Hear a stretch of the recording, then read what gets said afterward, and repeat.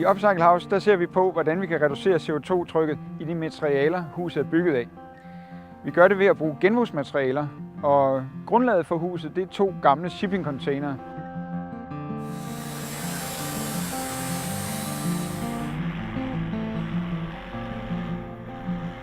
Containerne er flyttet fra hinanden, så de skaber et rum imellem sig, blevet sat på fundamenter af skruepæle af stål.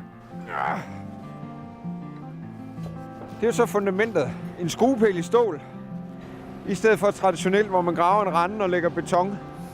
Og det rækker alt fra 2 til 4 meter ned i jorden. Det interessante ved både containerne og ved skruepælen i stål, det er, at de erstatter traditionel beton. Man plejer at have beton i fundamenterne og i de bærende konstruktioner. Beton er tungt, når det kommer til CO2. Der skal være 30 ind her. Derudover så er der brugt en række genbrugsmaterialer. Det er sådan noget som OSB-plader, som er plader, der er lavet af affaldstræ. Brædder, som er en komposit af cellulose, trævarer, det kan være gamle etiketter, det kan være indsamlet papir, kombineret med plastikflasker, drikkeflasker, som sammen bliver et meget, meget stærkt og vedligeholdelsesfrit og langtidsholdbart materiale.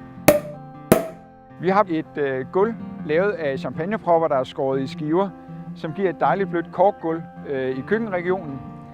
Huset er pakket ind i aluminiumsplader, og aluminium er et af de materialer, som er nemt at genbruge, og der er 85% genbrugsaluminium i vores plader.